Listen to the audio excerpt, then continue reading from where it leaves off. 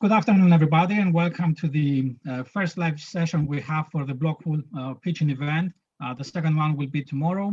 As you know, BLOCKPOOL is a Horizon 2020 project that aims to speed up the adoption of blockchain technology in Europe, and also aims to assist the SMEs and startups to develop their own blockchain solutions. For this reason, as a project, we dedicated the 50% of our budget to financially support the SMEs. And we started the procedure by having an open call for everybody for participation, where we received multiple applications from SMEs and startups. We selected them and evaluated them. And at the end of the day, we decided to sponsor the 25 more promising of them. So apart from the financial support, we delivered training sessions to the SMEs and also offer them opportunity for mentoring through the pool of mentors that we have for these projects. In this 2 days event, we have with us 14 startups from the 25 we funded. These 14 companies succeeded to present the minimum viable product, and we are offering the opportunity to have a discussion and an open conversation with the with venture capitalists and investors. So to this end, I would like to talk about our participants today. We have with us 7 investors or venture capital from the market. We have Carola Teresia Pashola who is managing director at Uppsala. Also, we have Charles Kados, who is a portfolio manager in a big bank. Roman Strames, business development manager in Fraunhofer Corporation of Commercial Bank. Excuse me, my German is not good. Also, we have Janice Tim Severin Wagner, who is investment manager in Companisto, and Dr. Michael Mersch, managing director of Ponton GmbH. And the last one is Mehan Mansouri, the CTO of OWO Pictures GmbH. Welcome, everybody. We have Wolfgang Manner, BFG, senior partner, and welcome, everybody. And with us, we also have the 14 companies that I mentioned before. Today, we will have a panel discussion with 7 of them. These are, so the discussion will be with Khan Financial UAB. We have also Helium Innovation SL, Green B2E SL, Spectra Internet Solutions, Morphine SAR, DBA Core Limited, and Silverblock SL Stacks. So welcome, everybody.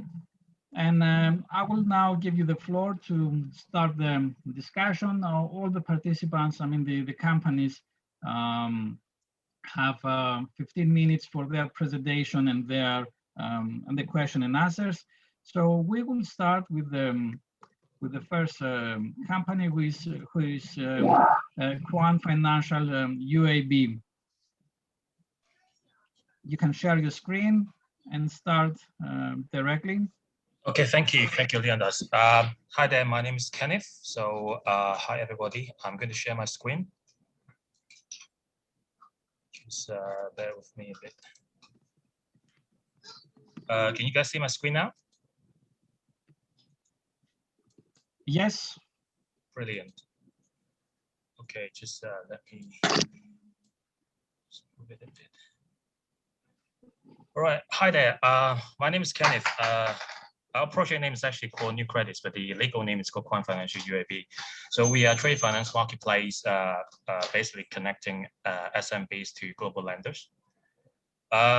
So the background is that actually over 80% of the global trades are depending on trade finance to complete the transactions cross-border. And here is the example. So let's see that there is exported like candy shop from Europe. they actually having a big order from importers from Japan. And when they receive the order, they usually will take about 60 days to prepare production, packaging, shipment, etc., etc. So, so when it's ready, they will ship out the lots to Japan, and then they will need to wait for another 60 days for the payment to be clear fully. So if there is anything happen for this exporter in Europe, they in terms of working capital, they will go to the banks, but usually the banks will just reject it for their application based on this transaction for trade finance application, just because the SMEs are usually lack of meaningful financial data to the banks, and they also like lacking of collaterals. So the banks usually actually they have already rejected over 5.7 trillion US dollars across the world. And that's actually addressed by the WTO and the ICC. This is actually a social issue that there is a big global trade finance gap for the SMEs. But we can't blame the banks because they are actually being scammed by a lot of SMEs. So look at this problem here. So there is actually a paper-based document present risk of for fraud, and since 2016, there are already like $2 billion US dollars already like being written off by the major banks, just because their clients are basically providing fake documents and having double financing claims, etc., etc. And also they have the second problem is that they're usually having really like not connected data to assess the borrower risk. So usually the data that they have already got from the traditional sources is just tip of the iceberg. And there's actually a big, big lot of untapped data that they can actually need to assess into the borrower risk. And that's why we have new credits. So as a company, we actually provide the blockchain verification process in order to help the banks to verify the documents submitted by the SMEs. And this actually the issuers of the documents, for example, letter of credit from the banks and bill of ladings, and also the trade credit insurance and the commercial contract. So we actually verified it against the authenticity of the documents with the issuers. So as you can see that this is our this is our demo. So we actually acting as a notary node to help the lenders to verify the documents one by one. And once it's finished for the notarization, we'll crystallize the whole pack of documents, and then we'll be ready for the listing for the lenders for the next step for underwriting procedures.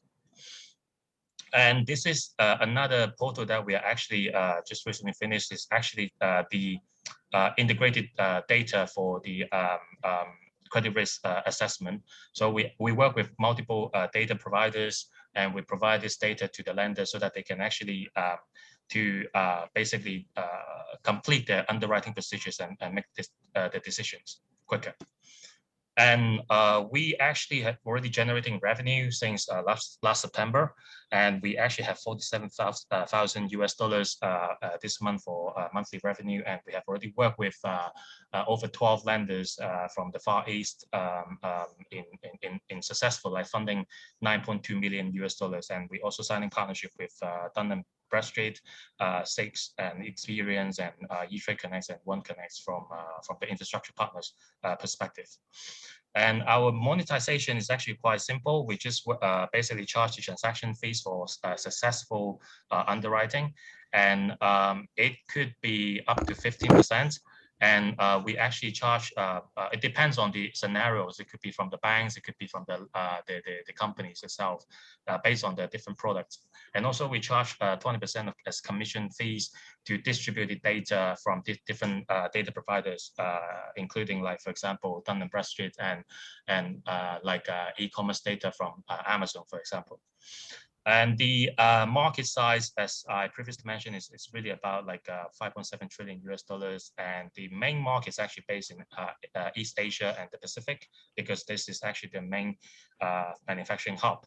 But actually the European side is actually growing as well pretty quickly. Our focus for go-to-market is actually we target China, Japan, UK, EU for the first 2 years, and in manufacturing and medical supply.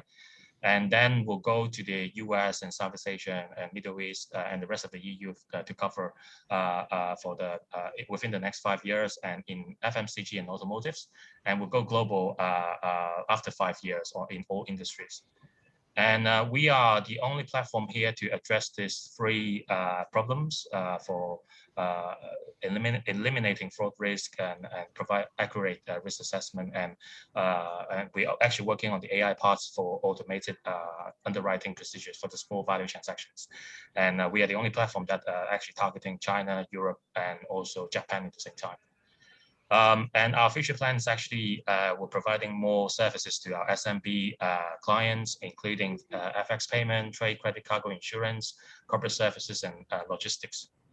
And we have a team of 25 right now in the UK, in Lithuania, and in China and Pakistan. And all of our team actually worked in the tier 1 banks in the UK, in corporate banking, and also in fintech company like Ant Financial in China. And our aim is to become a platform to provide business finance without borders. And that's it. Thank you so much. Thank you very much, Kenneth. I'm now opening the floor for discussion, question and answers. Sure. Thank you. Yeah, Michael Merz speaking here. My question would be, where's the blockchain in all this? Well, we actually use R3 Recorder to basically verify the transaction, like the document submission. So we don't generate tokens and that kind of stuff. You know, we're not a token business. We actually use the blockchain for consensus and verification. Okay. Yeah. Hi, Roman speaking. You've shown a really good solution, and what I want to know is what is exactly the difference to the other providers you mentioned. For example, WeTrade, because WeTrade is very good known in Germany for banks, and in my opinion, they don't use the core technology, but core, of course, is good for financial institutions. But what is the difference to WeTrade, and what do you think your solution is better than WeTrade? We don't compete with WeTrade. I mean, WeTrade is like for the banks, you know, like we actually targeting non-bank financials. And yeah, to be honest, you know, there are a lot of non-bank financials are lending in supply chain finance across the world, and they don't actually have access to blockchain at the moment, most of them. Yeah. Yeah, and to be honest, WeTrade, Contour, and Marco Polo, you know, we see that they are actually our partners, because, you know, like the banks also need some credential data, like data from other like supply chain for finance, because actually in our sector there's so many double financing cases. So so yeah, it's rather like we actually like work together as a partner. Yeah. And do you work together with Marco Polo as well when you mentioned it? Because Marco Polo... Yes. We actually won one, like we were selected by Hong Kong Monetary Authority last year for the Trade Finance Tech Challenge, and one of the panelists, the judge, is actually Marco Polo, because we're part of the R3 community. So as you probably know, that Marco Polo is actually the main user of R3 Recorder.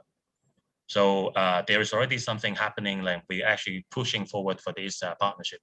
But as you probably know that, like, because these guys are dominated by the banks, and the banks are slow. So yes. And you know, like they are like you know, like if there are 27 banks there, they need to vote one by one if they want to open this infrastructure to other like third parties. So and, yeah. And my third question, and how do you solve the problem with so many different participants from the whole world? It will help the SMEs better, because currently the reason why the SME couldn't get money, just because the banks are so scared of being scammed again. Yeah. So it will be so well. The main challenge for the sector is the digital islands problem. There are so many like disconnected digital islands, and these platforms either run by the banks or run by the industries, you know, and at some point we need to connect with each other. Yeah. Okay, thank you very much. It's a really good solution. Thank you. Yeah. Thank you so much.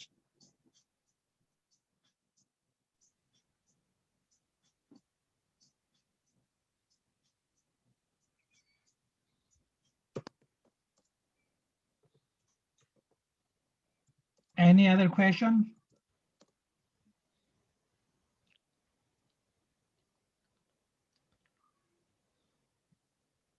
There's a question from the audience. The question is, what is the funding need, if any? We actually raising around like $6 million for the next round, and it's already having some commitment from our current Japanese investor and also one Hong Kong investor. So we actually really want to have another investor either from Europe or from the US, because currently our funders are mostly from Asia. So we hopefully, if this investor from Germany or from the US, that would be awesome for us. Yeah. So the commitment already is like $4 million from them. Yeah. Excellent. Thank you so much. Thank you. Since there is no other question, it's time to move to our next project, which is the Lorena Identity Hub by Collium Labs. Feel free to share your screen, and the floor is yours. Thank you. Basically, small change. Our company started 3 years ago building different kind of solutions in type of blockchain, but everything were workflows and digital identity, SSI. So at some point, we started this project called Lorena because it was like local, regional, national, building a tree of blockchains to be able to create this inter-blockchain process manager. At some point, we decided to just forget about so many different names, and we focus on just one name. And now it's not Lorena. We rebranded everything to Kaelu, and that's what we do. Okay, and then we want to be known as like the identity container people. So what we do is like one integration for private inter-business process automation. Sounds quite complicated, but it's not. So it's quite complicated. Probably you already know because we are all going digital, but then we have a lot of processes in technological silos. So everything is like on the back end of the company, and we're trying to do a lot of automation, but that leads to a lot of problems. Like, do we have privacy? Is it really easy to integrate with other systems? In fact, it's not. I would say like complexity, it's n squared less n divided by 2. So it's quite complex to connect to different technologies.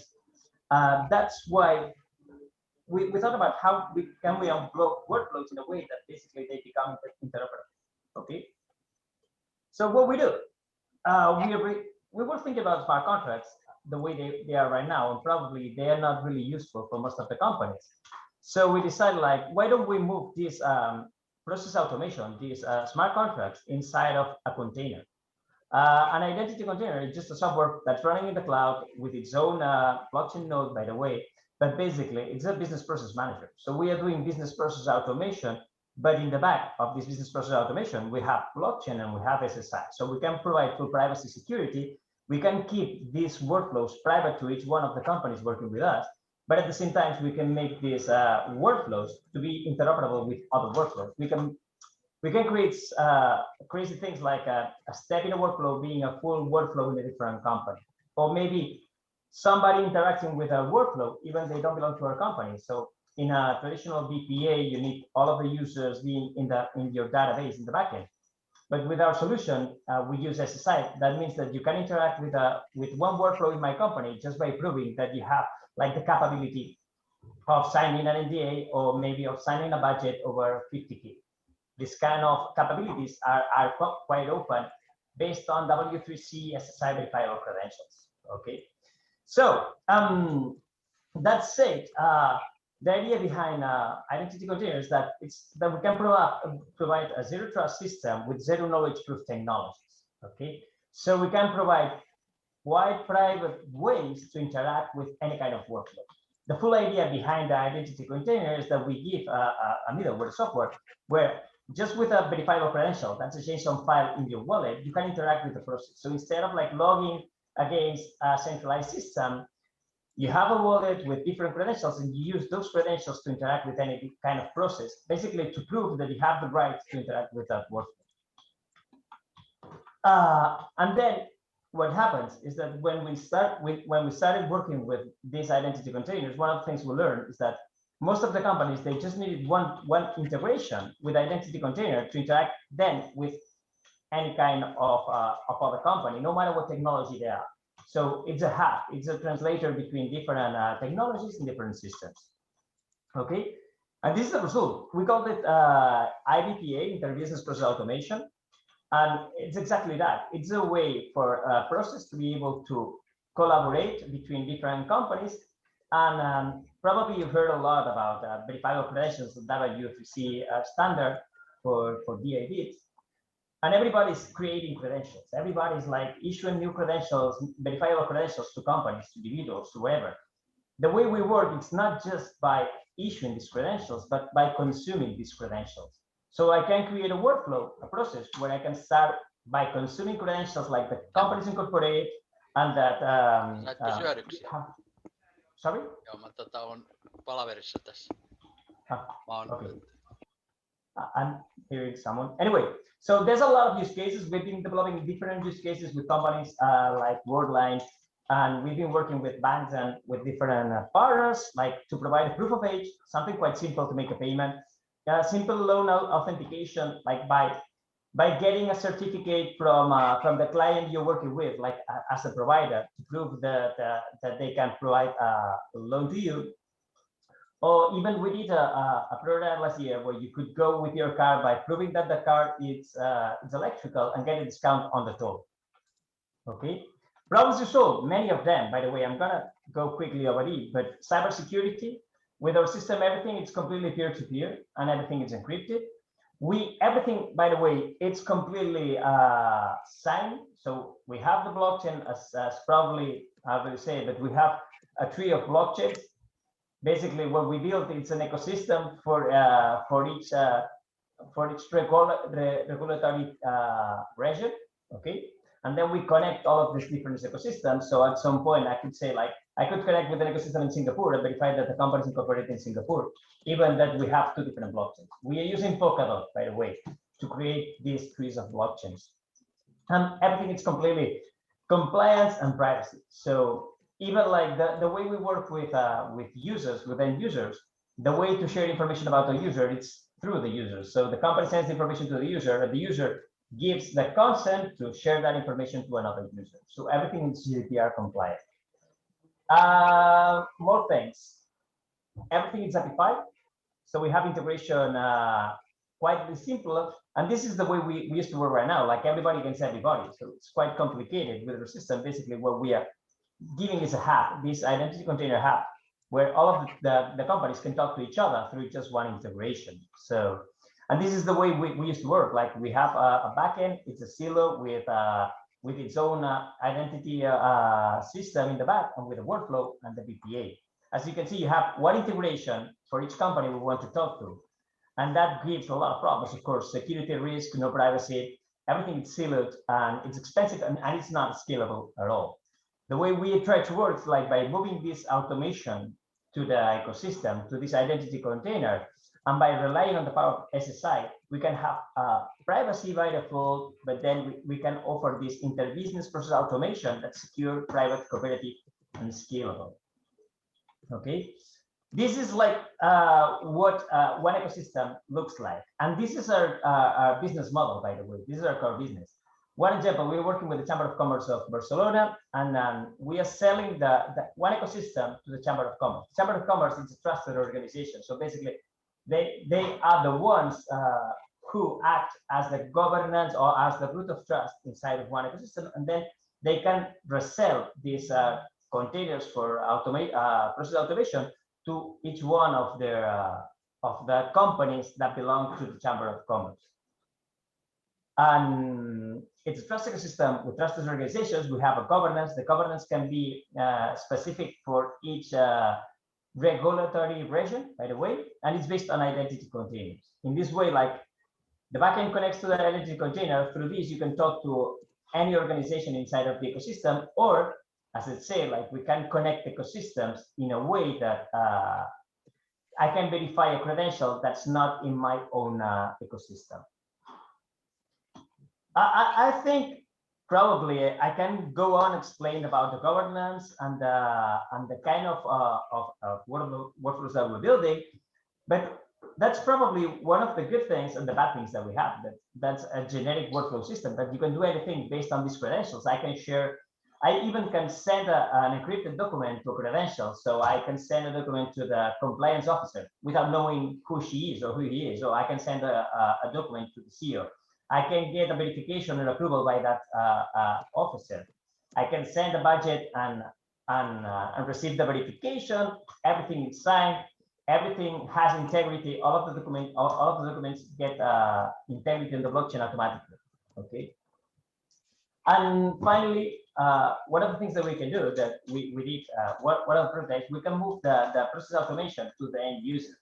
So imagine that's the end user with the workflow, meaning that I can connect to an e-commerce, verify that I'm older than 18, buy something, and then connect to the bank, tell the bank to pay, and then connect to the insurance company and tell the insurance company to insure like the laptop I just bought, get the ticket, get the invoice, maybe connect to the logistic company, and everything goes through the end user. So as I say, like it's fully compliant with GDPR. Okay, more things. We're trying to make it as easy to use as possible. Everything is based on authorized capabilities, as I say, like these credentials that allow me to prove something about me. It's compliance and GDPR. Everything is traced with proofs. We have tickets and receipts. By the way, we have consent receipt. If I share my information with someone, I can give them a receipt that basically I did that. Once again, like any company, they can prove that the information that they own about the user, they have consent to use it. Okay, once again. And finally, we have notification API, meaning that we have a way to route messages through the different containers to the capabilities. So if I'm expecting one step of my workflow to be verified by one capability in a different container, we found the route so that particular person gets notified that something is there, like an action is pending for her or him. Okay, quite really. We are a tech company with a lot of blockchain experience. Like we started 9 years ago. I'm the founder of Alastria in Spain, by the way. And our vision is to build interbusiness process automation and identity container technology. Okay, this is the team. This is me. And we have Jose Rafael. Recently, we just raised 500K recently, and Jose Rafael joined as managing partner. He was the director general at ICO in Spain. I think probably that's it. Just like this is what we do. It's interbusiness process automation for any industry workflow tool. Okay, no vendor lock-in, no pricing complexity integration, no user procedural tool silos. That's what we're trying to do. Thank you. Thank you so much, Alex, for the interesting presentation. Any questions from the audience for our investors? Yeah, hi, Tim here. Hi, Tim. I hope I didn't miss it, but what is your monetization strategy? I didn't catch that. Because it depends on the ecosystem. Basically, we charge for each one of the containers we sell. So it's a software as a service. So we it's one of the companies using the DPA, the identity container. We charge them between 1.5 thousand euros per year. But then we work with partners, so we resell through them. It's not us going directly to the end client, but it's like the Chamber of Commerce, and we have different kind of partners which they resell that. Okay, great, thanks. Okay. So this is Carola here. Well, I think your concept is very interesting, but I didn't see who would you view as your main competitor? I would say at the beginning, we thought our competitor was like different kind of blockchain technologies, but now we see any kind of business process automation as our main competitor. So we are looking on a different niche. Honestly, nobody cares too much about blockchain. We are really good at blockchain, but nobody cares about that. And even like at some point, we're trying to sell self-sovereign identity because we have that. We have self-sovereign identity for companies and individuals, but then once again, our competitors were maybe Everneam. Well, there are many companies working with that. But that said, also, nobody wanted to pay for digital identity. Nobody wanted to change their own identity system. That's why we focus on business process automation. That's a huge market. And at some point, we expect not even telling people that we're using blockchain in the back, because nobody cares. We just need a trustable way of sharing workloads. Thank you. But I agree with you. That's right. We're doing something that new that I think we don't have a direct competitor yet. We should, by the way. Okay, Michael Merz here again. I'm the blockchain guy, by the way. So my question is, who owns a node and who manages nodes? And it smells a little bit that you operate all this unilaterally. Is that right? It's not exactly right. So the way we work, every time we start, probably, are you familiar with Substrate and Polkadot, by the way? Yes, Polkadot, yeah. Yeah, okay, then basically we're building everything on Substrate, meaning that we can code the business logic of identity at the core of the blockchain, and we don't have smart contracts because we don't need that. So the governance is designed in a way that basically it's completely centralized, it's a pseudo, and then we have a full governance timeline where basically we go from centralized to fully decentralized. So every time a new company gets inside, we add them as a node. Every company in their container, they can run their own node. That's one of the interesting things, that we don't have control on the container. So we don't own the information of all of the different companies that they use our system. So it's fully decentralized. And then the next step, we add more validators. We have a way in the governance for people to ask to be validators, and then they can become validators. And eventually in time, the system gets fully decentralized. And then it's Polkadot, meaning that we have Substrate and we have a relay chain, and then we have like this tree of different blockchains that probably you already know. Polkadot, they just launched their first crowd load, so they are almost there. And at this point, the different blockchains, they are still not yet connected, but eventually they will be.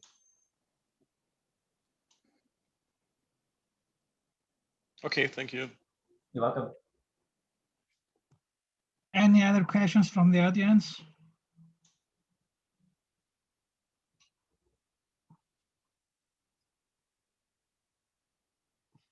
Since there is no question, thank you very much, Alex.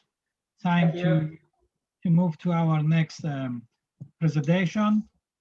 It's about the project GREENNOVATION. GREENNOVATION stands for valorizations of CO2 emission savings and electricity produced by renewable energy facilities. So the floor is yours.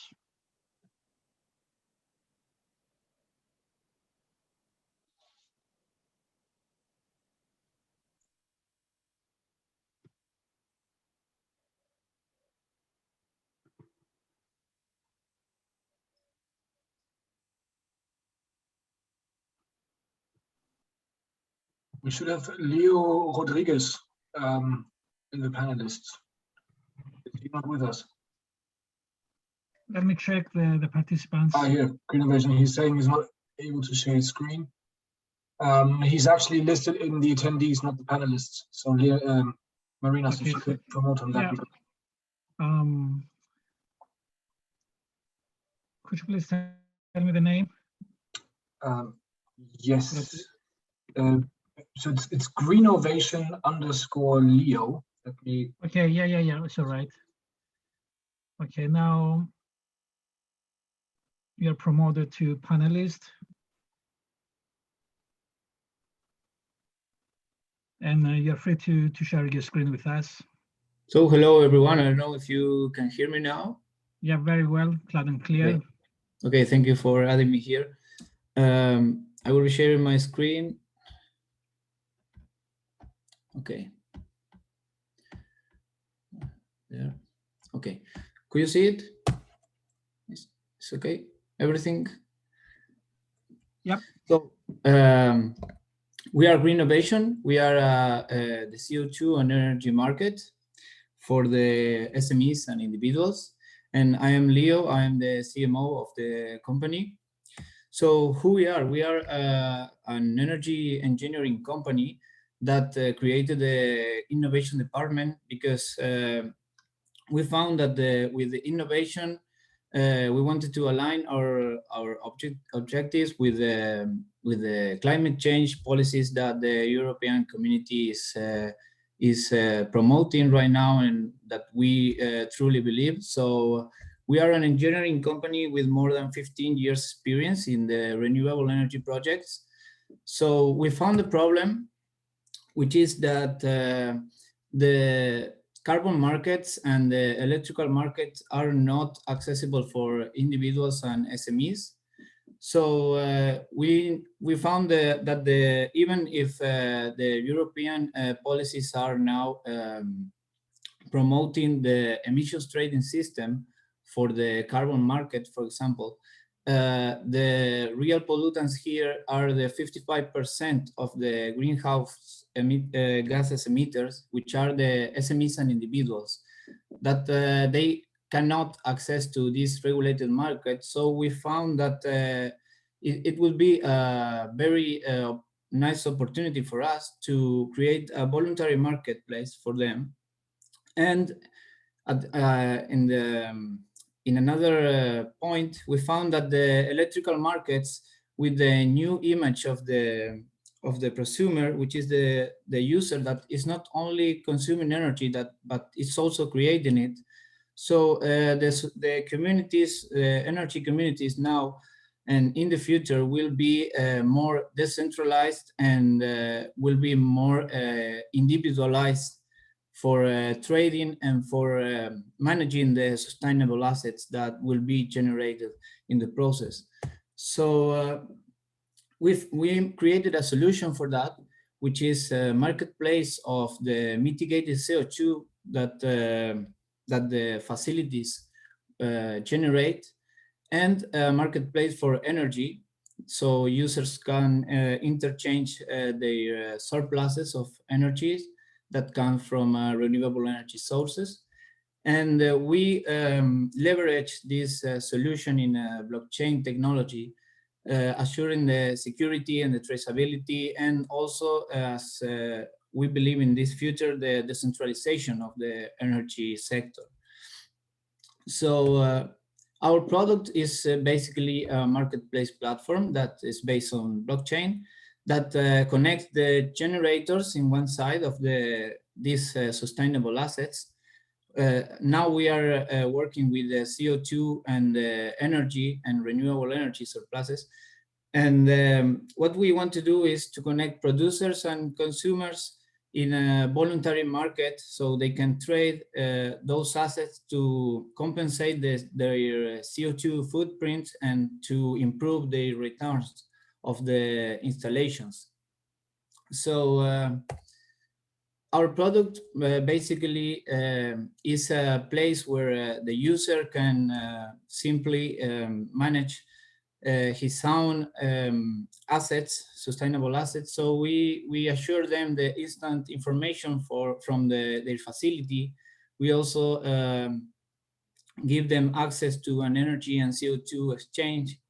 And we also tokenize their sustainable assets, that could be the CO2 mitigated to the atmosphere, or the energy surpluses, hydrogen now that is going to enter highly in Spain, or for example, the energy efficiency certificates, or any sustainable asset that at the same time that is going to help the environment and is going to help the transition to another model of energy industry.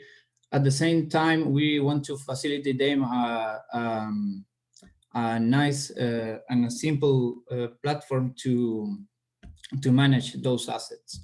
So in our platform, we have the co-green token, which is the 1 kilogram of CO2, the EnerGreen token, which is the 1 kilowatt of energy, and the guarantee of origin, which is the token that assures the origin of the renewable energy. So we mix the energy with the guarantee of origin to assure that the energy that other users are buying or they are exchanging is comes from renewable energy sources.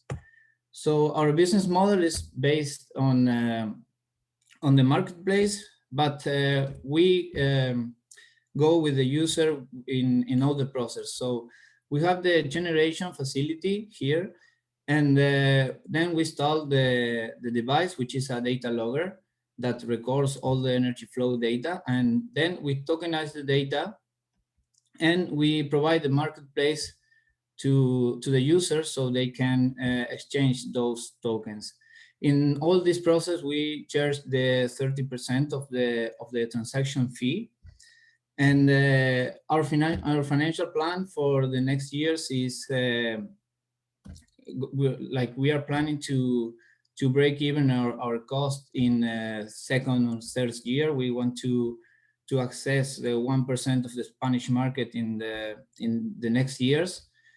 And then we are not in the commercialization phase like we are entering right now after the BLOCKPOOL, but we have made our proof of concept, and we have developed fully our platform. So now our objective and next milestone we have is going to this commercialization phase and finding more funding for us to help us grow and to improve our market share at least in Spain. So our vision is to provide technology for energetically sustainable communities, because we believe that this decentralization in the future will help them in managing their self-efficient between different communities, neighbors, countries, so they could exchange energy, mitigate the CO2 or any other sustainable asset worldwide. So this is our team. We are engineers and managing partners, and thank you very much for assisting here. And if you have any doubt or something, just let me know. Thank you very much, Leo. I'm opening the discussion for questions, comments, or feedback.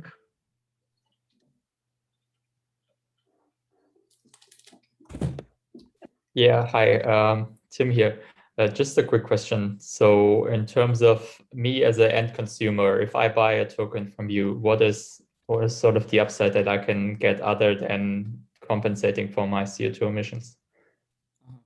Okay, we can come here again. Okay, if you buy, for example, the co-green token, you are buying actually the real equivalent of a carbon credit, which is the asset that now where you can offset your carbon footprint with it. But what we do, we try to fill all the process. So we not only tokenize the asset, but also we exchange it with the real assets at the end. I mean, if you finally withdraw your tokens from the platform, you will get the real carbon credit for that. Okay. So if you, for example, you withdraw the energy token, you will get the discount in your monthly electrical bill for that. So this is more or less how we work right now. Okay, great, thank you. Yeah, Michael Merz here again. Again, the same question. Which blockchain technology are you using? Who runs the nodes and who owns the nodes? Mm-hmm. Yeah, we are now. We are now using the Stellar blockchain, but our platform is more or less taking like we are outsourcing the nodes to a company that is taking care of all the nodes process, but we leverage the programming in Stellar, so we create the tokens with the Stellar API. Okay.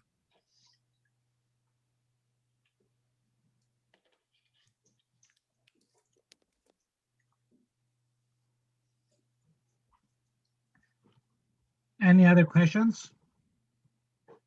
Yes. May I shoot in a question, please? Yeah, sure. Please. Yeah, very interesting project, definitely. Well, we've been looking for a very similar solution for this to carry the actual impact generation that let's say a non-blockchain native asset could create or produce. So this is definitely something interesting. A use case that comes to mind is, for example, NFT. As you know, NFTs currently are a big topic with regards to the offsetting of energy. We've encountered that challenge in our latest pilot. Could you walk us through a solution, for example, if we were deploying, let's say, on the Ethereum network, which is also the second part of the question, how can we do cross-chain, let's say, assets carrying the actual token across chains? And the first question would be, would you walk us through the process of, for example, an NFT offsetting the proof of concept or use case, let's say, for something as heavy as the Ethereum network's proof of work? Sorry, can you repeat? Because I was, my speaker was listening very bad. So if you could please repeat at least the question, because. Sure, Leo. I was trying to ask first, what is there any possibility for cross-chain interaction with the token from Stellar? And the second one was whether would you see a use case for offsetting NFT, energy consumption and negative environmental impact, which is a big topic at the moment. Mm-hmm. Yeah. So for the cross-chain, we are now trying to partner with a company that offers a solution for this cross-chain in the different tokens, because we also tried last years we were also trying to find a universal token to make kind of cross-chain between our different tokens. But yes, we are trying to work on that, on the cross-chain. So what happens is that now we are based on Stellar, but this doesn't mean that we rely on Stellar for our company life. You know what I mean? Like we have developed our applications just to use the blockchain technology as a tool that help us, but we don't rely on it 100%. So we could, for example, move to Ethereum smart contracts or depending on the asset we want to work with. I don't know if that was the question.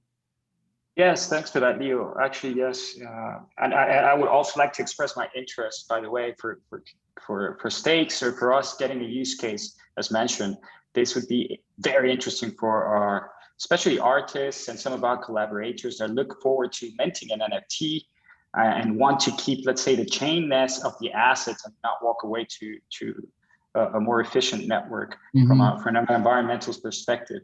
But then, of course, the cross-chain asset deal is kind of a question. But we'd also like to explore that with you, with layer 2 solutions. Just want to express my interest. Hopefully, we can have a chat later. Yes, sure. You can add me on LinkedIn or whatever you can. I can give you my mail or Veronica mail, which is the CEO of the company that today couldn't be here. But anyways, we are in touch. No problem. Will do. Thanks, Leo. Thank you very much. Okay, a short question from my side. We have been in this business for the past 5 years of supporting decentralized trading of energy in local communities. And what is one of the really hard nuts to crack is efficiency, because if you look at the token representing 1 kilowatt hour, this represents roughly, say, net 5 cents. So the overhead should not be more than 1 cent, rather than a fraction of a cent. And I wonder if this can be efficiently managed through the blockchain whereas a central platform or a central solution would probably be more efficient. What is your opinion about that? Yeah. In terms of efficiency, what happens is if we think about one token as 1 kilowatt, for sure there is 5 cents the price of a kilowatt for selling the energy. So what we did here was make a bunch of generated energy, as you can see in the platform here. I don't know if you can see it, but you can make a bunch of tokens and generate the tokens in a bunch. So we only generate one register for that. You know, in terms of fees, we try to reduce that in that way, generating batches. And also what we have think is that after our, because one of our future procedures will be one milestone we have is bunching carbon in from all of the users we have, and try to sell them in the regulated market. So we could also leverage in the decentralization to create batches. Yeah, I think for efficiency, batches are more or less a solution we thought. Okay. Thank you very much, Leo, for the presentation, and everybody for the feedback. Time to move to the next presentation.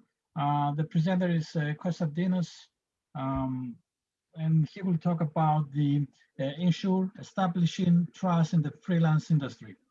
Hello. Konstantinos, the floor is yours. Let me share my screen.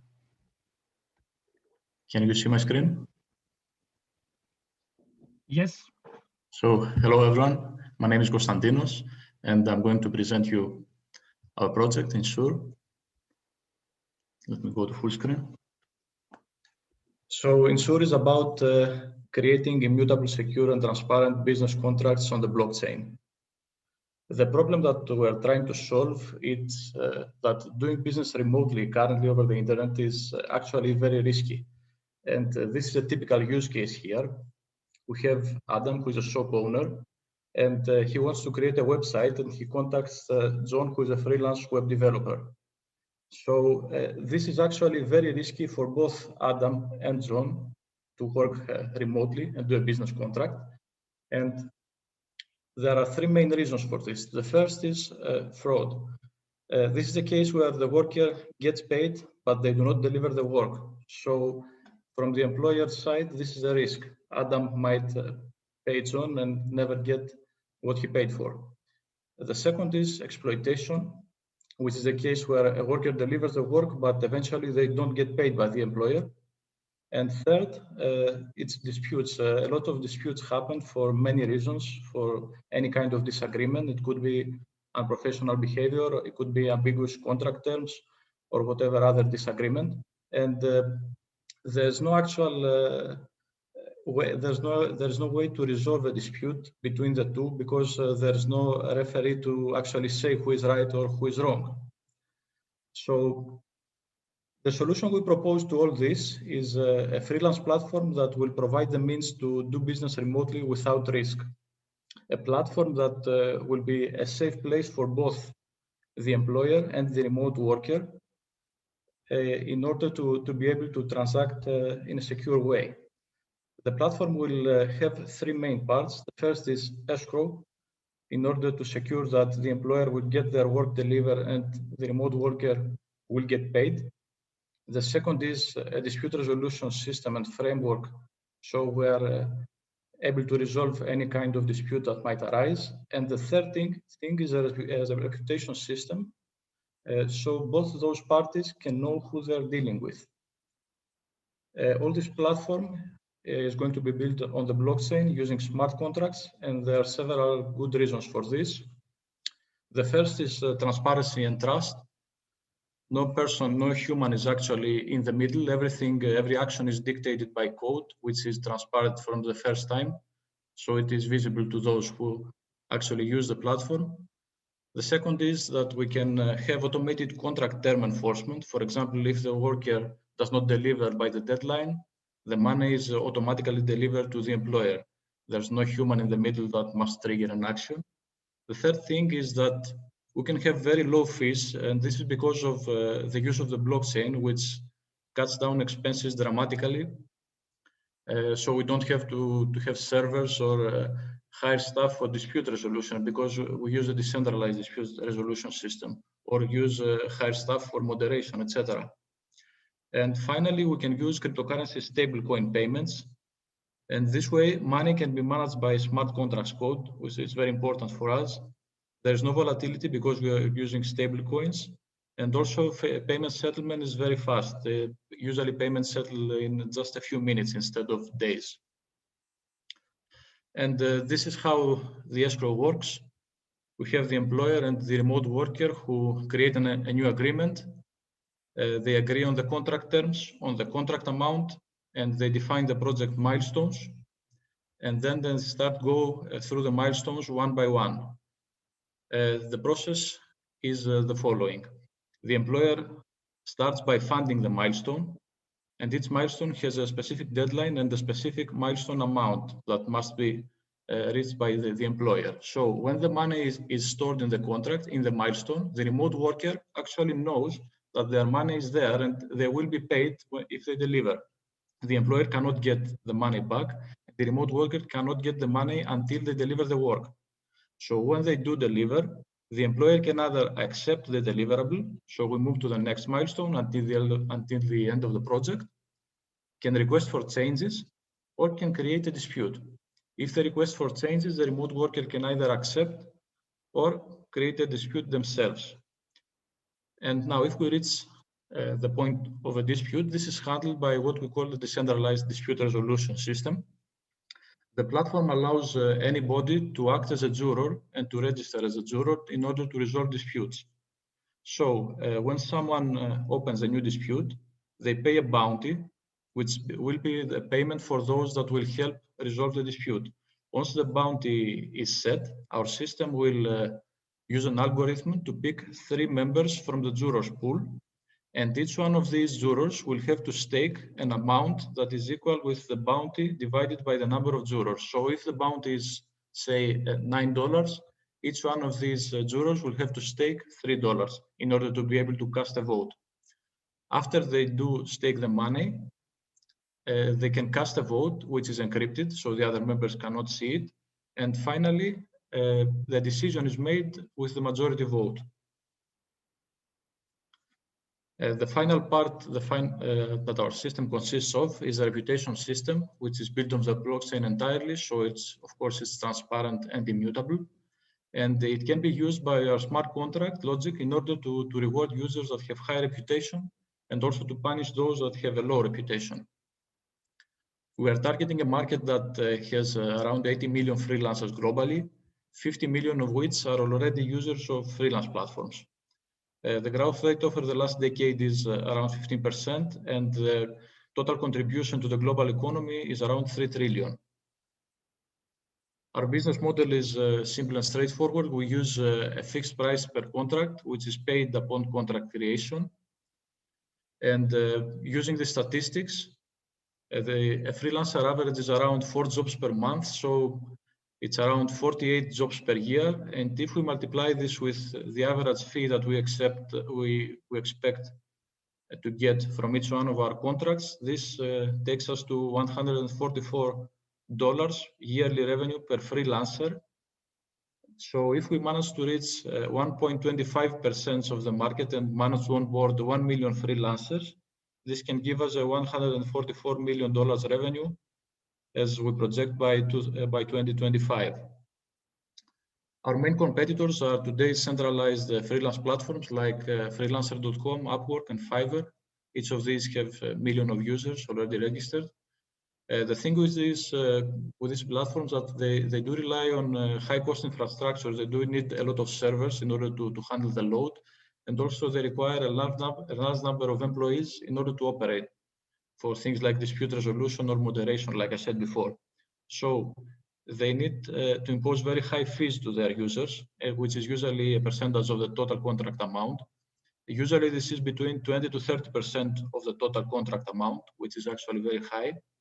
And they also impose a lot of limitations and restrictions to their users, like withdrawal limits, bidding limits, etc., in order to push their users to buy premium packs to avoid these limitations and try to get more money from them. Finally, all of these platforms are centralized and they lack of transparency. And users actually question the platform decisions. They don't trust the platforms and the people who are making the decisions because they don't know what they're doing. So we can say that users are mostly displeased with these platforms, but currently they do not have any better alternative. This is a comparison table with the platform fees currently for different contract amounts. This is $60, $600, and $6,000 amounts. And you can see the difference here between these platforms and Insure. And you can see how the difference is more considerable as the contract amount grows. Finally, to our company and team, our company is called Spectre. We are a software house that operates successfully since 2010. We are not a startup. We do have revenues. And we have 3 products. Insure is our third one. Our first product is for the construction industry. It's an application suite for general contractors. Our second product is an online teaching platform. And as I said, Insure is the third one. Our company has our team currently has 8 members. 7 are software engineers and 1 is for marketing and sales. We do have very good domain knowledge because we have all worked as freelancers in the past. We're very experienced software engineers because we work in the industry for many years, and we also experience with the blockchain and smart contracts because we work with smart contracts since 2017. Thank you very much. If you have any questions, I would be happy to answer. Thank you very much, Konstantinos. Yes, Carola? Yeah, I have a question. Well, thank you for your presentation. And I mean, assuming that you're creating the platform and it works and it's a product that makes sense, that is cheaper and that's simple to use. You said you are experienced software engineers. How are you planning to market the platform so that you reach all the freelancers that you want to acquire for the platform? Yes. Our first approach would be to try and reach freelancers who are familiar with the blockchain technology and are familiar with cryptocurrencies, with cryptocurrency payments, etc. So our first target are usually Reddit communities or forums that are related to freelancing and to cryptocurrencies. So this is our initial, that these are the people that we want to onboard for now, until more people get more familiar with the blockchain technology and with cryptocurrency payments. So this is something that we're already doing. We're trying to target such communities in LinkedIn, in forums, in Reddit, or any other places that these people might exist. And also what we want to do now is we are reaching people that have reviewed freelance portals like Freelancer, like Fiverr. And all these problems that I mentioned here about those portals are also mentioned in these reviews. So these people understand what the problems of those freelance portals are. And we want to ask these people to review our platform and compare it with these platforms. So this is the initial plan on marketing this. Mm-hmm. Thank you. You're welcome. Hi, how are you? Can I ask something? I myself a freelancer in a long time, and I want to know that what is your plan for the taxes and how people can manage the taxes from the work they do, because right now they're working with the blockchain and they have to do the taxes in the Europe especially. What is the plan for the declaring the tax on the work? Well, at this point, I believe that in almost every country, cryptocurrency transactions between transactions from token to token are not taxed. I believe you are taxed only when you sell your tokens to get dollars or euros. I believe this is the case. So for now, and as long as cryptocurrencies are not considered as real currencies, I don't think it's something that is our responsibility to calculate the taxes.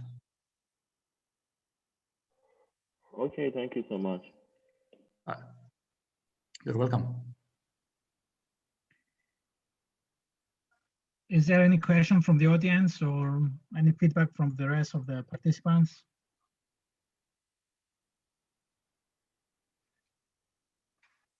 If not, thank you so much, Costantine, for the presentation. Thank you.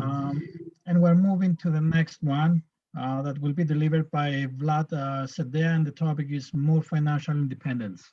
Vlad? Hello. Hi. Do you see my screen? Yes. Okay.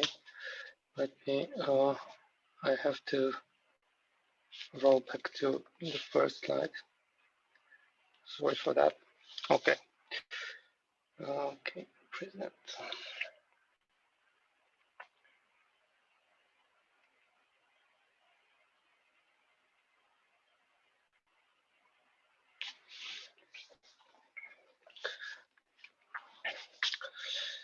Okay, so today I will present you hopefully the best and the last wallet you will ever need, which is a wallet that creates value by itself.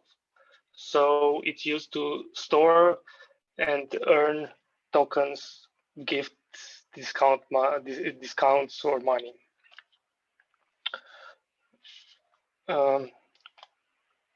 To start with the history of wallets, so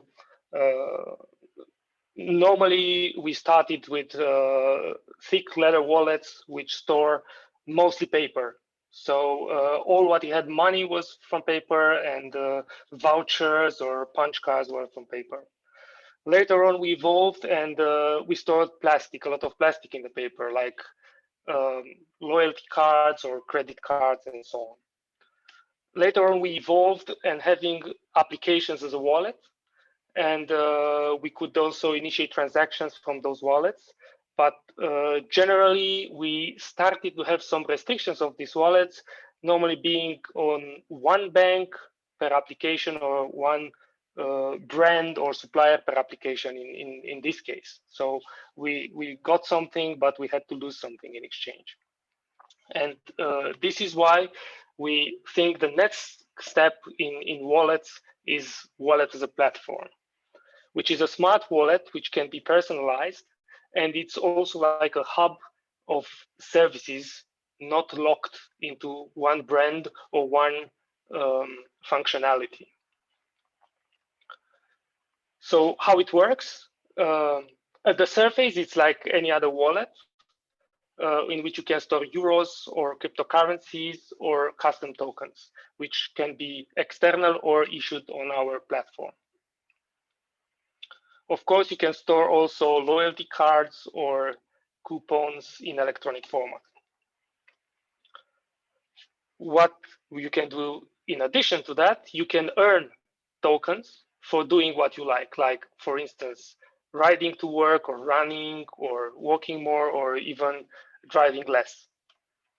On top of that, you can also earn tokens with various interactions, like answering questions, taking quizzes, doing micro-learning tasks, be at certain locations, participate to events or competitions. So the user journey is very simple. You install the wallet application, you join a brand or community, and you start earning tokens from that brand or community. Of course, the value is that you don't have any more plastic cards, you have less applications, you earn automatically without interactions, you can learn with interactions, and it's highly personalized. The more you use it, the more it gets more personalized. So we bring all brands interaction that you had before outside of your electronic or your digital life inside the wallet, like campaign or loyalty programs. Yeah, you don't have anymore to look on the serial box and scan a code, do something on the web, nothing like that. Everything will be in the wallet. Same thing with other interactions, like I mentioned before. Jogging, using your bike can earn you wallet in some communities or with some brands. And all the digital assets will be stored in this wallet, and they become tradable and exchangeable in the ecosystem. And the DLT provide a safeguard against abuse of the issuers and of the users, with points, coupon tokens, and so on. How the brands and organization use it. So the use case for them is after they create their own space in the wallet to interact with their community, they can use it to engage their customers, to increase revenue, increase the engagement, get save on customer acquisition, and provide the customer better customer experience, or they can use with their community of employees to educate them, increase teamwork, get feedback, and so on. All of this is completely custom made. So all these spaces that the brands are created inside the wallet, and all the behavior is programmable with Blockly-like language, and all this is open source. So all these, we call them scenarios, are open source and can be modified and can be customized as much as everybody would like to. Okay, why we think there is a market for this? Because of course, employee engagement is a problem for all the companies, and 60% of employees are disengaged, and a lot of them are thinking of leaving, so not happy at their work. Same thing it's in customer engagement and in loyalty. A lot of people never use and never redeem their points from the loyalty programs, and very few are active because it's not in their way. A wallet is an object that you use at least once a day. You touch the wallet, so we want to be there with the interactions. Market verticals for the platform. Okay, we have a lot of more. I will not go into details of this because I would like to show you maybe a bit of the app, how it really looks like. So we already have under discussion a lot of implementation. One of them, which I would mention here, is ServeCoin, which is CO2 decarbonization token, which will be issued on our wallet. So this is one of our customers, which we are on progress with implementing. With Loft, we are advanced with implementing, and with IBM Deutsche, for instance, we implement only on some teams. It's not company-wide. We implement on some teams, like 50 to 100 people in Luxembourg to test. So all of these are not yet live. We are working on the scenarios with them.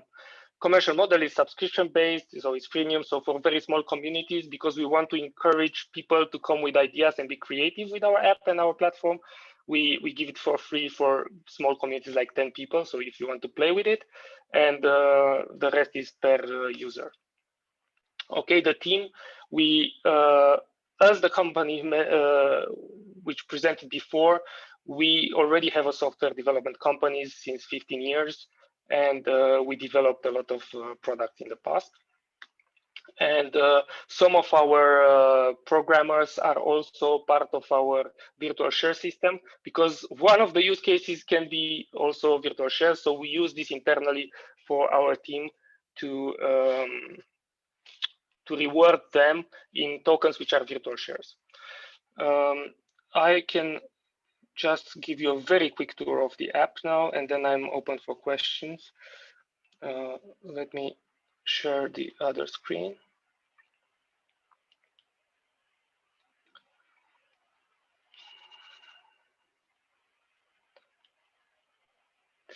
Okay, do you see my screen?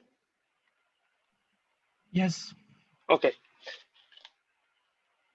Okay, so this is the app wallet application.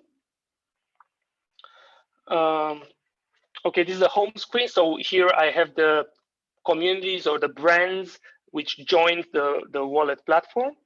The actual wallet is this one. So I have here on top the main wallet with the Euro account. This is provided through EMI.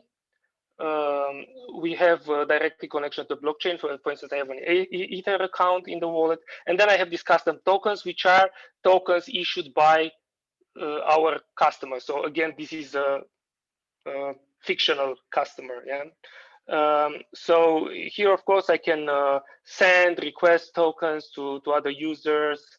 So it has like a wallet functionality. I will not go into details. So this is how the token looks like. The wallet looks like, and let's join one of the communities to look how it's inside and what you can do. So for instance, here I can have, like I said, unattended actions, for instance, for the steps of the day. So it can count how many steps I done, and it will reward me automatically with some tokens for that. And or I can have challenge. I can have these custom widgets. So these are also all of them programmable. And I have various types of interactions and input. For instance, I have these kind of questions. I can insert dates. I can ask for feedback in numeric. I can ask. I can sign contracts in the application. Yeah, so I can send a contract for somebody to sign it or something else. I can upload a picture or make a selfie.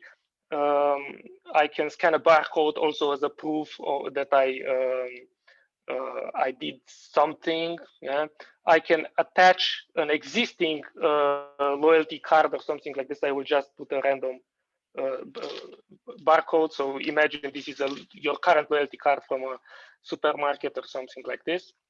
So I can use a lot of inputs and I can play with them to create challenges with them to reward tokens according to those challenges. Yeah, and then I have a shop to spend these challenges, and yeah, I have a lot of functions, but I would rather get some questions and have a discussion about it. And if you want to see more, I can show you according to your questions. So that would be it. Thank you so much, Vlad. Time to receive questions from the audience and potential investors.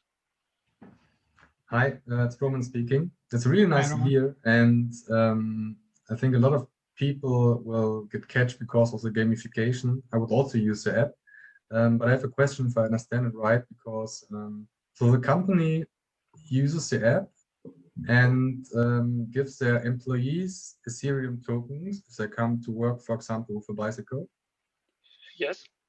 And so my question is, why you're using the blockchain technologies and why you're using Ethereum? Because for payment transactions, all the blockchain currencies are not good because of the high volatility. Because today you can buy a pizza, tomorrow a Tesla, and wouldn't it be more useful to have euro or dollar or watches? Yes. So to answer your question, so again, this is a platform. And I showed you before and I can show you how really the editor of the space in which you see, it's like an application inside the application where all the spaces you see, all the buttons, all the challenges are completely custom. And you create them by drag and drop blocks in the editor that I show you. I can share my screen and I can show you that. So basically you can use any kind of account which is on the platform. You can use Euro, you can use, we normally, when our issuer are generating tokens, we use Stellar because it's the cheapest. And the wallet is hosted, yeah? So for the cryptocurrency and for the tokens, it's not your keys and your tokens. No, it's hosted on our platform. You can export them. You can send them to your private wallet, but the wallet is hosted. So all the transactions of the platform are free between the members. And if you want to send them outside, only then it costs you. We propose by default to be used with Stellar if you want external transactions. If you have only 10 people, then you just use the internal ledger of the platform and you don't even use the blockchain. So again, it's completely flexible. You can use the Euro account if you want to distribute from them and to distribute into them. It's how you decide in your script, in your, let's say, scenario definition. We call it like this. I can show you also the issuer view if you want. Yeah, sure, thanks.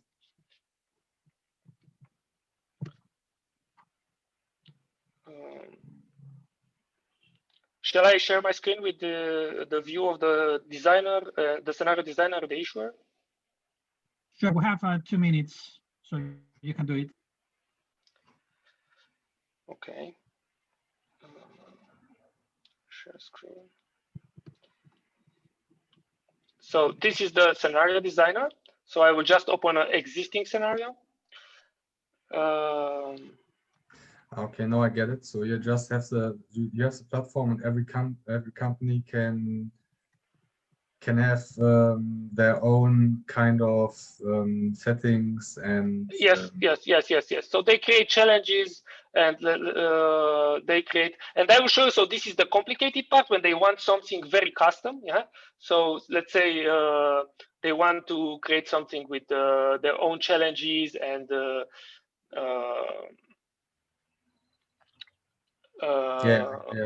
completely custom, but I will show you how you can do it for the beginning. I will share now again my phone, so I will stop showing you. So normally it's drag and drop, and we have a lot of things already made, but I can share again the screen and show you how it looks if you manage a community.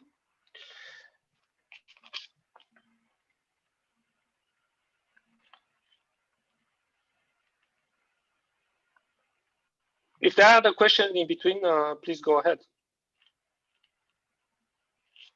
So here I'm in the management part. So I can choose from the ready-made scenario, I go to scenario management. I see what is installed. I have only this one installed, and I can install another one.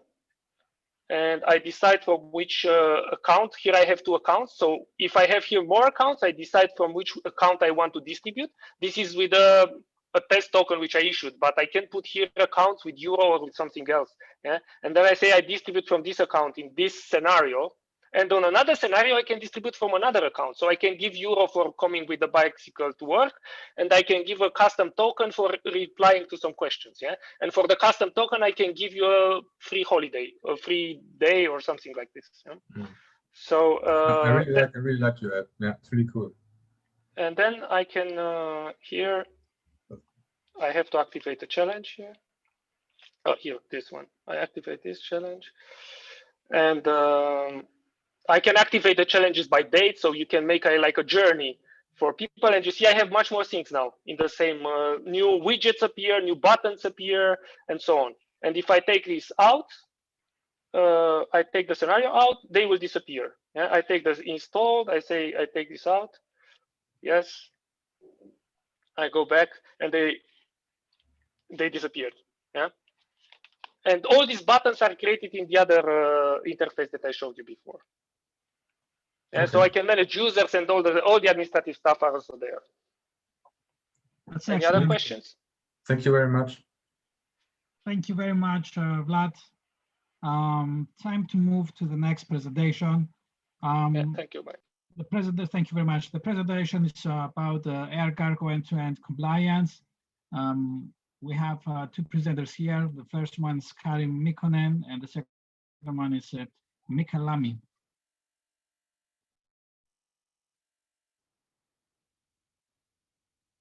I'm here, so Mika Lami will join if there is questions considering technology and so on. Mika Lami is our Chief Technology Officer. Wait a minute, I will put this presentation on. Do you see me now? Yes. Okay. DP Core, standing for Digital Business Ecosystem Core, is a blockchain platform for supply chain e-documents, which are messages in different business processes like order confirmation, invoice, transport order, way bill, etc. So we have created a digital business ecosystem as a service. And this is this spin-off idea is academic in a sense. It's a combination of different people being in this problematic that I will present soon from different angles. So original father of the idea is Kari Korpela, who is also in line as Kari Mikkonen right now. and who actually had telephone ringing or somebody talking in the beginning of this meeting. And he's been researching this information logistics for a long time, and also has a background in forest industry. Then me, Karri Mikkonen, I have a background from business of electronics manufacturing and telecommunications, and my last job before PhD was acting 6 years as a strategy director in a Telia Sonera, which is the large operator in Nordics. Then we have CTO Mika Lammi, who have a wide experience in software, hardware, supply chain, logistics, and hyperledger development. And our chairman of the board, Tomino Albert, is a very, very long experience having from finance and telecoms and IT management, data models. He's also a professor, and he decided to start a startup entrepreneur career in the later years. And then we have other people in our teams, salespeople from construction industry, and then we have an advisory board. Also, the Dean Rakic was asked as an advisor for us during this BLOCKPOOL project. Our BLOCKPOOL project was about air cargo end to end, but this what I'm going to present now is much more wide. So when understanding that this is a real pitch for real investors, I reduced our investor deck for 8-9 pages, and if there is some missing pages from your view, we are always open to, if not question time is not enough, to have a presentation in private. So what actually happens in the world right now, it's a situation that only 5% of supply chain documents are automated. So it's all done manually. So when somebody orders in industries, in business, something, it's mostly done manually. And current manual cost is high. So this 15 euros that we have calculated in many projects, research projects in academic world, it's low cost. Basically, it's an average. So in Europe, basically, it's 30 euros cost, and then in Asia much less. But each paper trade document causes you a problem. Even you send it like you first form an order, and then you put it in a PDF, and then you send it with the email. That's the paper for us right now, the email, and that's a decade-long tradition. And this is manual work, and actually this creates errors, about 8% errors, but significant thing is that these errors also multiply, so the same error will actually multiply later in a supply chain. And also the lack of trust and security in supply chains is its problem. So there is no visibility to supply chain manual documents, and blockchain is excellent technology to guarantee that. And there is significant global potential on that. So there is a 1,100 billion supply chain B2B and B2G document exchanged annually. So it's a huge, basically empty hole to digitalize. But of course, there is also some challenges. So what we actually created first, we created the DP Core platform to transport these documents in a standard form. So it's what we actually offer right now is a digital business ecosystem as a service. So your big buyer can digitalize entire supply chain if they want to do so, and start to do this from the order, everything digitally, in a way that this platform reuses the same information. So already that reuse is valuable component, and it's secure data exchange in real time. So in this when you build this kind of network for your suppliers, you still own your own data, and you give private access for all participants in what you choose. So you create the channel for each network. The timestamp and record all transactions comes by nature, but what we have actually created that this offers now the capability to cross EU data exchange based on standards. So we use UBL and PEPL in our e-messages, and it's very easy to scale for digital single market in Europe. We started from purchase to pay, so order confirmation, invoice, but we actually have plans to go to logistics, transportation, order, etc., and sourcing.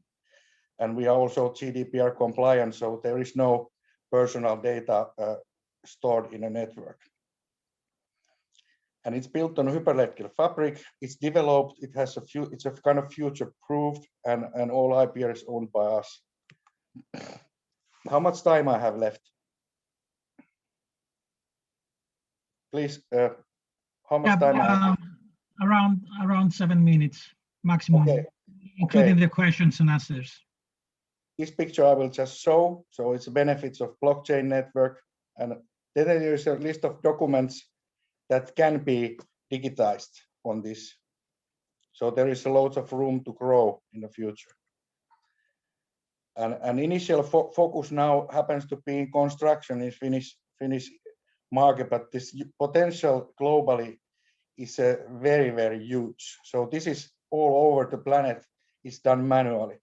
And we really have to choose now where we started. And we have approached now maritime and shipbuilding naturally, as they were our research partners. And construction pilots are happening right now.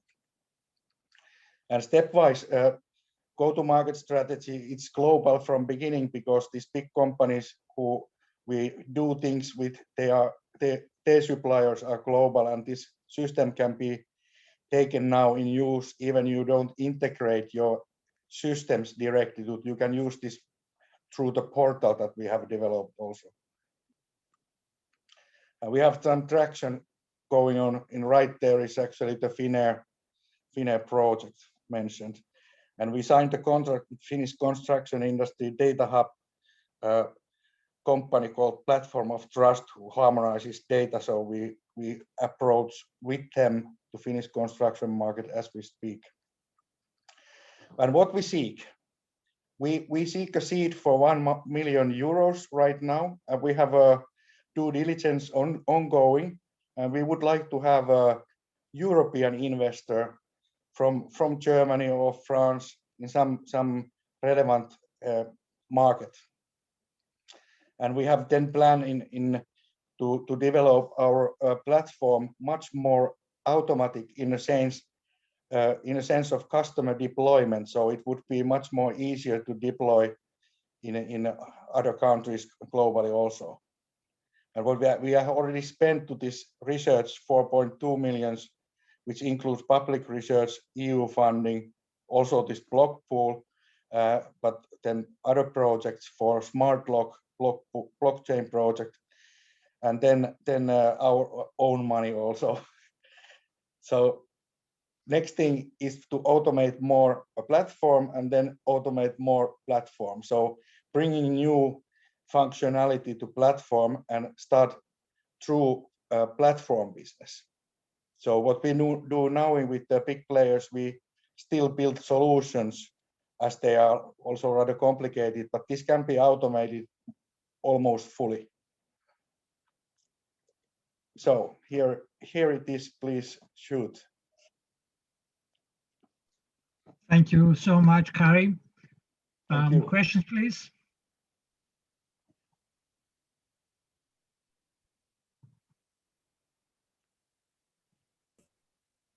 Hi, Kari. Hi. I was just wondering how are you guys going to monetize the system? Yeah, I took probably the business model slide away, but we charge for transaction. So each transaction that is stored and read from the blockchain costs something. Rather cheap, but as it takes much work away and it has some other benefits, a little bit more than euro, it's not much for that. Okay, great, thank you.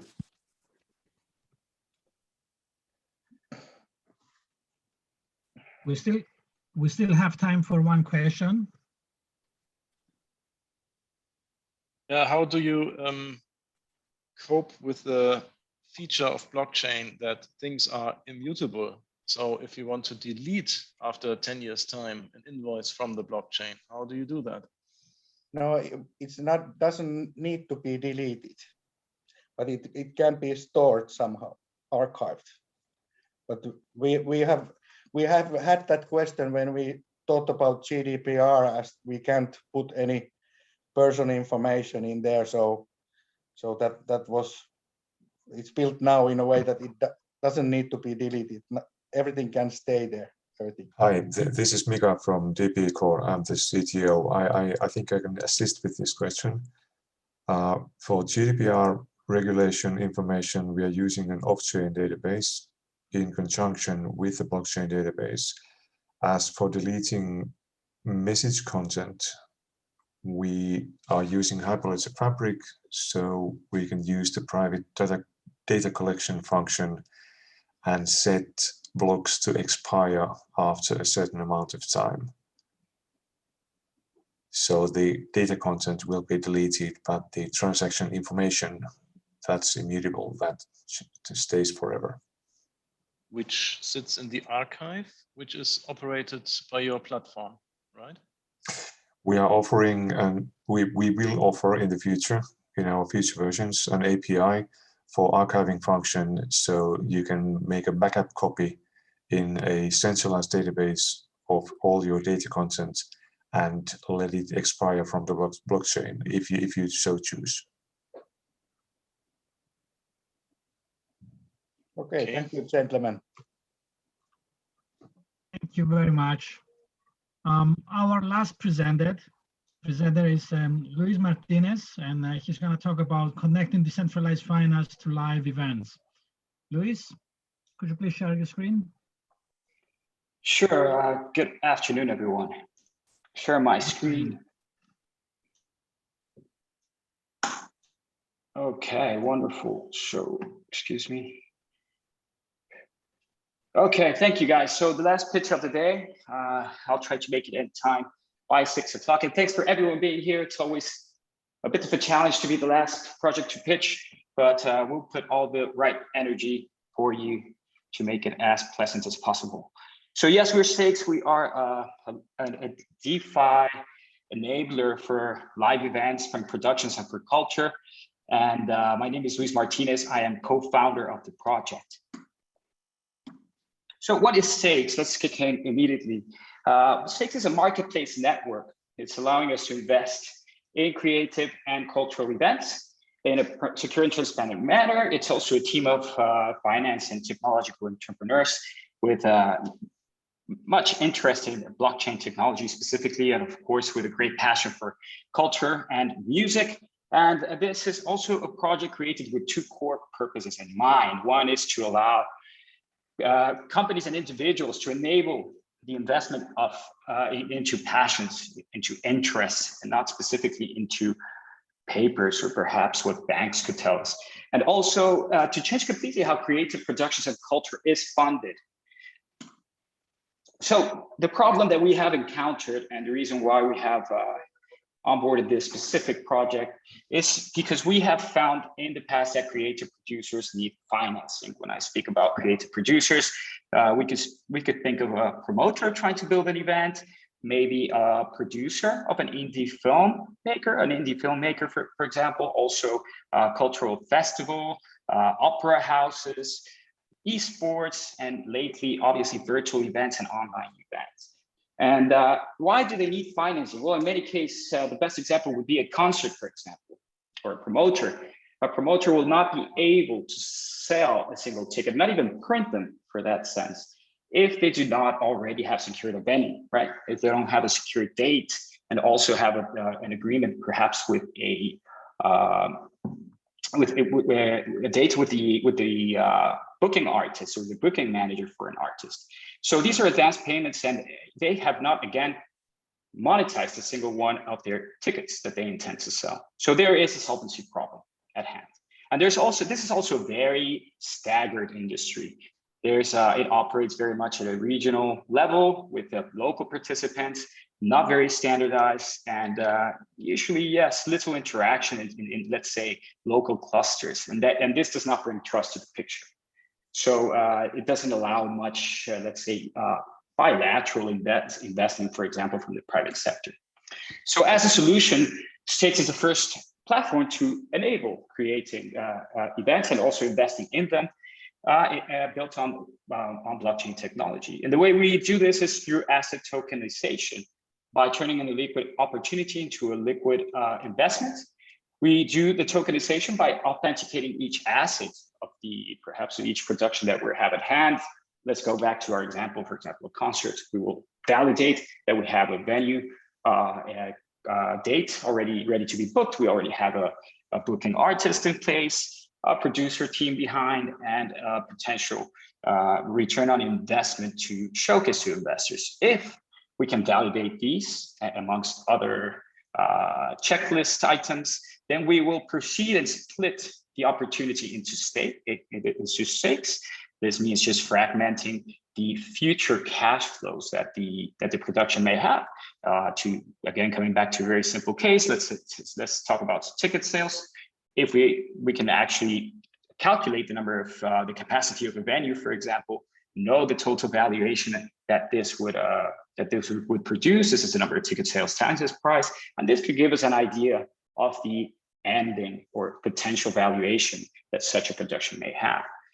And the difference between its cost and its actual, selling out the event and its actual, let's say, a revenue generation potential is the return on investment that can be offered to investors by registering the opportunity on the blockchain, each one of these tokens, and then this gives us a verifiable digital ownership that is offered to investors again.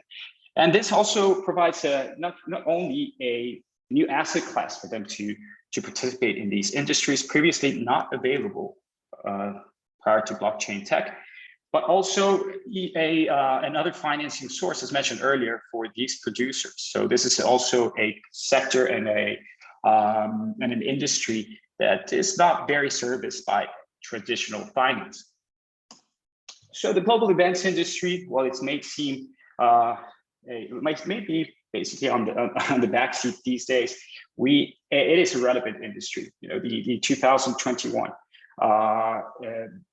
figures were 1.2 billion, and for example, here in Spain, where we're pitching from, it represents the 2.6 of the Spanish GDP. Now, it's obviously not the brightest of times for the industry, and this is a project also calling for the reactivation and reignition of the industry as a whole. And we believe that it can be achieved through the new and the increasing adoption of, for example, NFTs and the increasing adoption of digital assets and cryptocurrencies as a whole. Obviously, the market demand for liquidity is at its highest currently. So also highlighting the importance of this industry and why we again call for the reactivation of this industry is here's a small quote I leave for you by David Sassoli. It's definitely one of our most relevant industries for what is left of let's say, the post-pandemic world. We highlight the promotion, the empowerment of artists to come back and bring potentially in the very near future a more tangible world for us to live in. And speaking of the business model itself, the way we actually charge our fees are charged directly within the smart contracts we are deploying to the Ethereum network using the ERC 1155 standard. And this allows us to, within our smart contracts, charge a fee over raised capital. This is charged to the producer. So it ranges from 12 all the way to 25% on provided capital.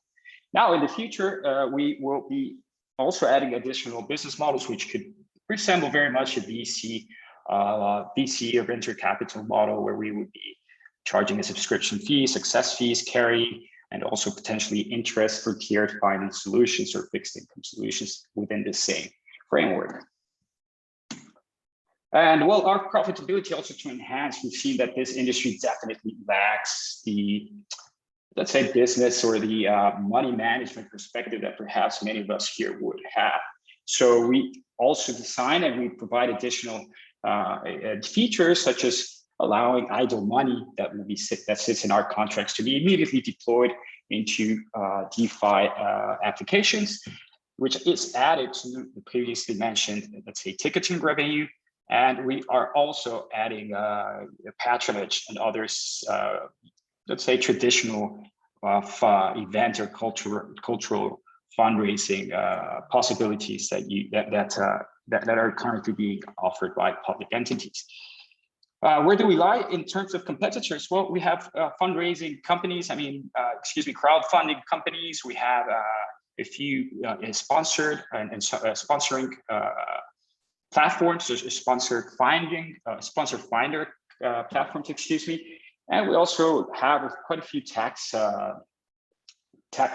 firms working in the industry providing these patronage models. So usually, typically, all of these solutions are much more available towards the larger size of the production. Namely, we've seen most of the productions that go over 100,000 euros, larger productions with, let's say, a much larger revenue potential. However, the smaller ones that would lie below 100,000 euros in production costs and or revenue are not really serviced. This is not a business that would be very interesting, for example, to financial institutions, since these are short-lived productions, and also, for example, for tax or patronage, the patronage model is typically quite expensive for smaller tickets. The technology, however, blockchain and tokenization is allowing us to cover this on-surface market. And this is our key differentiator towards the reactivation of the industry. So far, the project has been around since April 2018. We've been around doing, our first version of our alpha back in June 2018. And thanks to BLOCKPOOL, we have been very fortunate to be able to upgrade our current solution to our beta version, which I'll be very happy to demo in a second. And we have been during the program still doing private beta pilot events covering all kinds of events, from online events to physical events in controlled measures, in controlled, let's say, venue environments, and also virtual events, including NFT drops. A very interesting event that we had not long ago replaced, for example, ticket sales with an NFT drop revenue, providing a solution to the industry as well, which did not exist a few months ago.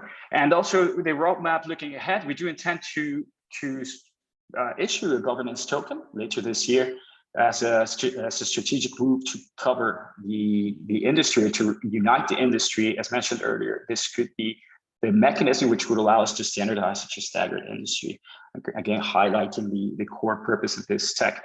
And then also we're working on additional features such as bonding curves, which would allow us to have a much stronger price discovery of each token. I highlight that each of our events has its own token, meaning we could have even though a standardized bonding curve, we could apply it to different events or production formats.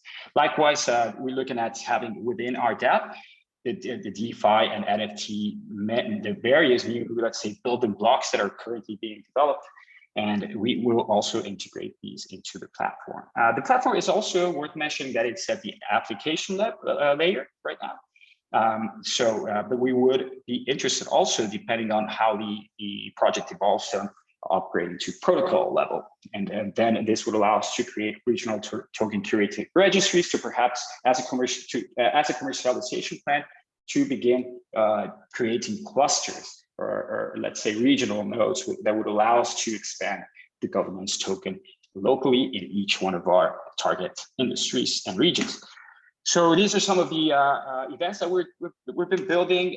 These are our pipelines currently working in NFT drops, and mostly, as mentioned, and mostly online events. And while the industry allows us to come back and reactivate, let's say, live events, which is our main interest.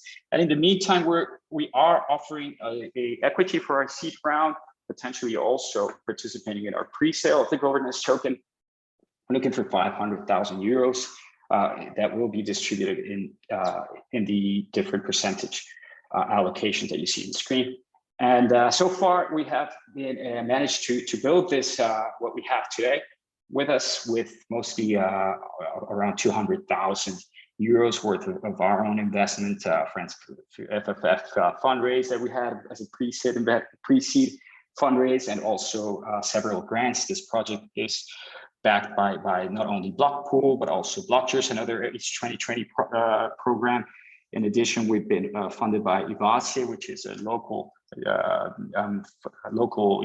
EU-backed fund, regional fund, and finally by the Spanish Ministry of Culture, who has much interest in new digitalized channels for creatives.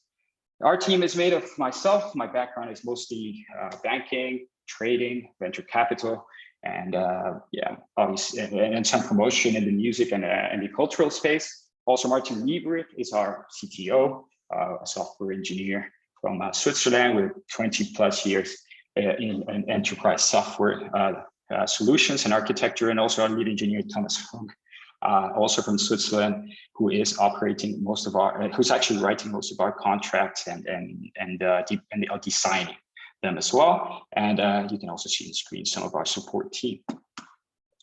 So that's it for today. Since we have 5 more minutes, I would allow questions now. No time for demo, but happy to onboard it should there be no questions left. Thank you very much, guys. Thank you very much, Luis. Questions? Yeah, hi, Luis. Very interesting solution that you built there. I had 2 questions actually. So first of all, how are you planning to acquire different event hosts so that they use your platform? And yeah, that was the first question. And so yeah, you can go ahead. I actually forgot the second one. Sorry. Sure. Thanks, Tim. Well, our intention is to build, and as mentioned earlier, to group our the entire industry or creative world within this marketplace network. So we're a marketplace network, and the way we plan to actually roll this out is by engaging with specific, let's say, players of each one of the industries that you see on the screen. So this involves artists. We have already piloted with a few artists, and the way we onboard them is by providing them with a stakes governing token initially as basically a giveaway, and then or airdrop, if you would like to call it that. And then at a later stage, which can only be used within the platform, right? And then at a later stage, shall they seek financing, such a token would become valuable within the stakes app to actually generate a collateral towards borrowing. So this is the way we plan to roll this out. And as mentioned earlier, through local teams in various regions, kind of respecting these very staggered current setup, and then allow the stakes governance token to also define the shape and the future of the platform in a decentralized manner. Right, great. Yeah, the other question actually was, it seems like you are doing a lot of project work instead of standardized work. So I was just wondering how scalable your solution is. Yes, absolutely. That's a point. That's a very good point. Since actually, I'd love to show you very briefly our DAV, which you see on the screen. And yes, I mean, we've been working from various different, let's say, event formats, right? Like online, some real or some virtual events, and some NFT events. We have definitely been running mostly pilots throughout the year. It hasn't been an easy time to really get out there and roll out the product the way we would have liked.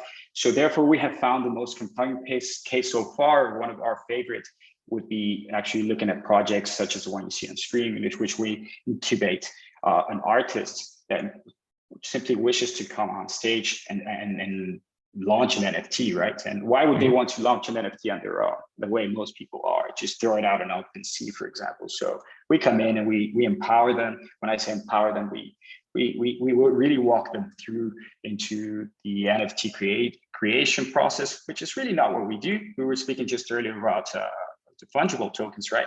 However, it's very interesting to see how these NFTs or non-fungible tokens can become, for example, revenue, replacing the access monetization that maybe events were doing at an earlier stage.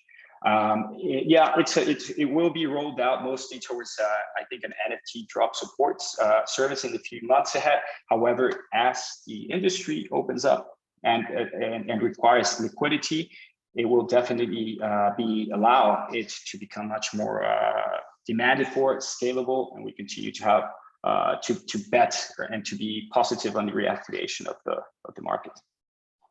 Great, thank you. Thank you, Tim. Thank you so much, Luis, and everybody for participating today in this interesting event. We will continue our presentations tomorrow with discussion of 7 more projects, namely Signal, IMCP, Loader, Astra Code, which is a project about a blockchain-friendly low-code platform, Motor Blockchain, which is a digital identity for your motorcycle, the THX, which is an open protocol for online rewards, and the BlockFast oracles that refer to interoperability of smart contracts blockchains with web application programming interfaces. Thank you so much for attending this event today. Looking forward to having you with us tomorrow, same time and same place. Thanks a lot, and enjoy the rest of the day and stay safe. Yeah, see you tomorrow. Thank you. Goodbye. Thank you.